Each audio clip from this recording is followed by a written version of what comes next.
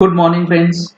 GST platform के YouTube channel में आप सभी का स्वागत है। जी हाँ फ्रेंड्स, जीएसटी के अंदर एक सेक्शन है सेक्शन 29, जिसके अंदर जीएसटी रजिस्ट्रेशन जो है वो कैंसिल करने की पावर दी गई है टैक्स ऑफिसर्स को।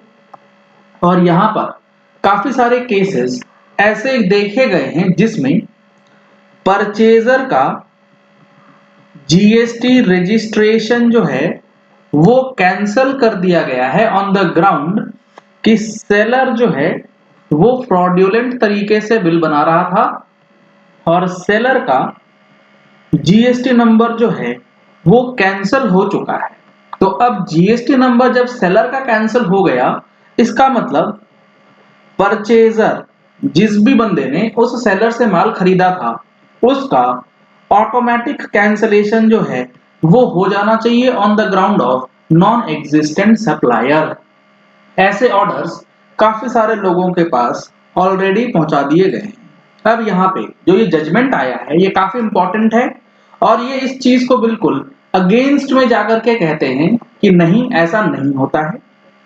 अगर सेलर ने फ्रॉड करा, सेलर का नंबर कैंसिल हो गया, इसका मतलब ये नहीं है कि जो परचेजिंग डीलर है उसका नंबर भी ऑटोमेटिक कैंसिल कर दिया जाए। उसके लिए कुछ चीजें हैं, कुछ चीजों को ध्यान में रखते हुए ही कैंसिलेशन जो है परचेजर का किया जाएगा, जिसका डिस्कशन आज हम लोग करने वाले। ऐसे ही इंपॉर्टेंट जजमेंट्स और important GST income tax updates के लिए आप हमारी मंथली टैक्स मैगजीन का सब्सक्रिप्शन ले सकते हैं। टैक्स मैगजीन की सब्सक्रिप्शन के लिए नंबर्स आपको स्क्रीन पे दिए गए हैं।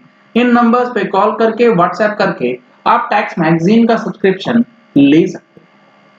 अब यहाँ पे अगर आप देखेंगे तो इशू क्या इन्वॉल्व है। इशू इन्वॉल्व है the department has failed to show that the petitioner यानी कि purchasing dealer as a purchasing dealer deliberately availed of the input tax credit in respect of the transactions with an entity knowing that such an entity was not in existence।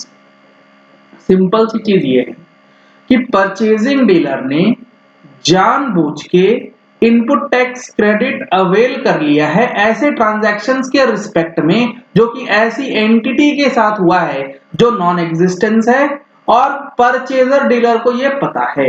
ये चीजें proof नहीं कर पाया department. Accordingly the department is directed to restore the petitioner's registration. इसीलिए इस writ petition के हवाले से जो कैंसिलेशन ऑर्डर पास किया गया था उसे खत्म किया गया और नंबर रिस्टोर करने का आदेश जो है वो दिया गया। अब डिटेल्स अगर आप देखेंगे तो यहां पर चीजें बताई गई हैं कि the petitioner challenged the order rejecting the petitioners application for revocation of cancellation of the registration. GST registration cancel हो गया।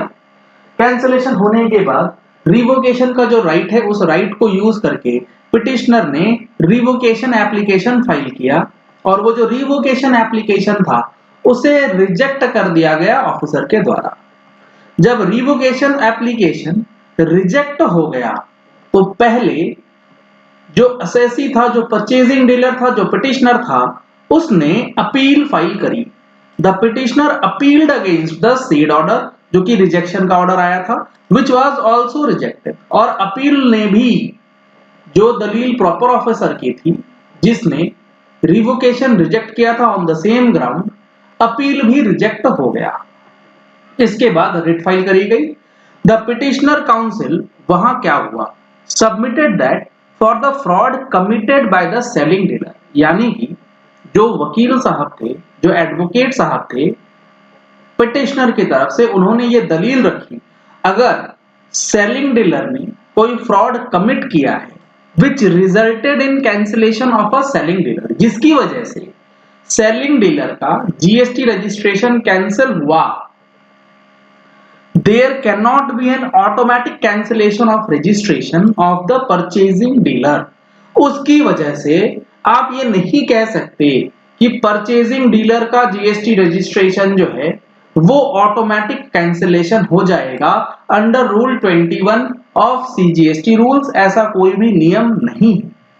The court observed that in cases of such circumstances as a purchasing dealer, the department would have to satisfy a high threshold of showing that the purchaser indulged in the transactions with the full knowledge that the selling dealer was non-existent.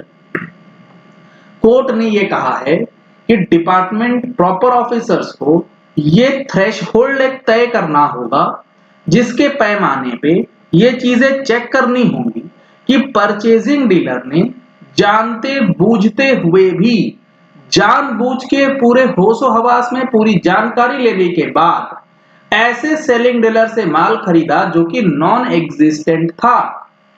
अब यहां एक मुद्दे की बात यह है कि अगर परचेजिंग डीलर जिस पीरियड में परचेज कर रहा है वो दुकान से परचेज कर रहा है, फिजिकली सारी चीजें अवेलेबल हैं, तो यहां पर परचेजिंग डीलर की कोई भी गलती नहीं है, उस पीरियड में वो नॉन एग्जिस्टेंट नहीं था।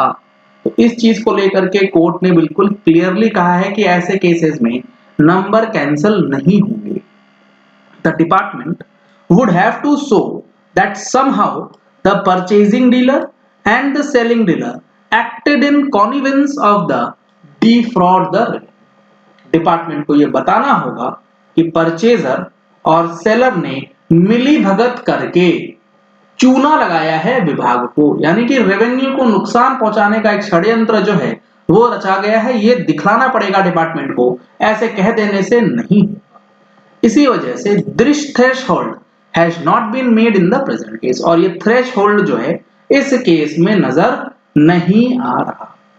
Held that the Honorable High Court set aside the impugned order rejecting the petitioner's application for revocation, यानी कि जो रिवोकेशन एप्लीकेशन फाइल किया गया था जिसे रिजेक्शन ऑर्डर पास किया गया, उस ऑर्डर को खत्म किया गया, सेट असाइड किया गया, एंड द इम्प्यूग्ड अपीलेट ऑर्डर, और उस रिजेक्शन के अगेंस्ट जो अपीलेट ऑर्डर आया था उसको भी रिजेक्ट किया गया। और यहाँ पर बहुत अच्छी तरीके से ये कह दिया गया है कि ये जो जीएसटी रजिस्ट्रेशन है ये रीस्टोर होना चाहिए, इसमें कहीं भी कोई भी गड़बड़ी जो है वो एसएससी की तरफ से नहीं है, और ये फैसला एसएससी के फेवर में चला गया। काफी वेलकम जजमेंट, अच्छा जजमेंट जो है वो निकल के आ रहा है जीएसटी रजिस्ट्रेशन और उसके कैंसिलेशन से रिलेटेड। चलिए इस वीडियो को यही एंड करते हैं। आशा करते हैं कि आपको ये चीजें क्लियर हो गई होंगी कि जीएसटी का रजिस्ट्रेशन सेलर की वजह से अगर कैंसिल होता है तो कौन से ऐसे पैमाने हैं जो कि आपको ध्यान में रखना। अगर आपने हमारे चैनल पे फर्स्ट टाइम ट्यून इन किया है तो चैनल को सब्सक्राइब करने के लिए नीचे दिया गया रेड कलर का सब्सक्राइब बटन प्रेस कर लीजिए, साथ में जो बेल आइकन है उसे प्रेस कर लीजिएगा ताकि वीडियोस की नोटिफिकेशंस आप तक रेगुलरली पहुंचती रहें। Thank you and have a nice day.